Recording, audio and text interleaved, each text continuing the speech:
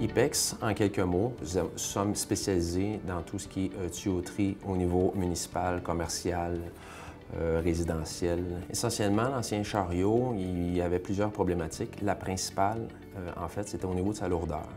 Il y avait beaucoup d'inertie au niveau des déplacements, donc il fallait faire d'une position de A à B rapidement ou du moins faire une manœuvre.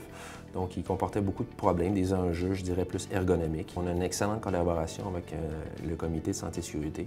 De ce fait, nous, on dresse une liste de priorités. On évalue les risques puis les gravités par rapport à certaines situations des équipements.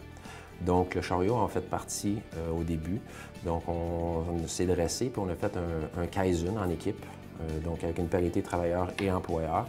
Et puis, on a décidé de vraiment aller de l'avant. On a dressé la liste des inconvénients, puis on a dressé chacun des inconvénients par une innovation par rapport à ça.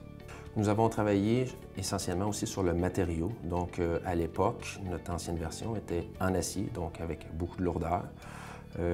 On est allé vers une technologie plus d'aluminium, donc on a optimisé cet aspect. Ensuite, au niveau des roulements, au niveau des roues, on est allé chercher plus des roulements à billes. On sait que 4 roues, il y en a toujours un qui est plus boiteux qu'un autre. On sait que dans les usines, les planchers ne sont jamais 100% droits. Donc, on est allé vraiment chercher juste un 3 roues. Le fait qu'il y avait 4 roues au lieu de 3 faisait que tu as 2 roues qui permettent de tourner, mais une fois que tu es en position, des fois les roues sont dans des angles opposés. Repartir après, fallait donner des forces assez importantes pour pouvoir réaligner les roues. À chaque fois que tu veux le déplacer, il faut que tu rabaisses ou que tu montes la manivelle. On a travaillé beaucoup sur le système de freinage. Donc, on est allé chercher vraiment une technologie qui existe déjà, en fait, puis on l'a consolidé au niveau de notre innovation. Donc, c'est vraiment un frein à disque. Le frein est toujours en fonction et quand on active la manette, ça permet de pouvoir déplacer le chariot, donc ça désengage le frein. Ensuite de ça, on a travaillé sur la lourdeur, donc on a voulu éviter les torsions lombaires au niveau du déplacement gauche-droite et puis le phénomène d'inertie. Dans un dernier temps, on a fait attester par notre ingénieur ici en place. Pour déplacer le chariot, quand il est vide, on le déplace à la main. On le prend, on va le mettre à côté d'une ligne que les tuyaux vont tomber directement dedans. Une fois qu'il est plein, on prend un transpalette pour le déplacer.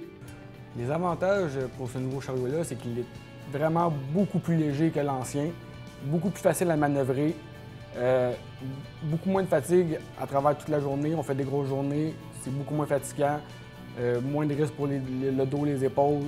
Il y a d'autres entreprises qui commencent à s'intéresser à notre chariot, donc c'est vraiment valorisant. Notre première fierté, en fait, c'est de voir les gens l'utiliser aujourd'hui d'une façon sécuritaire au niveau des enjeux. De voir aussi, avec tant d'efforts qu'on a fait en tant qu'équipe, c'est de voir le résultat aujourd'hui.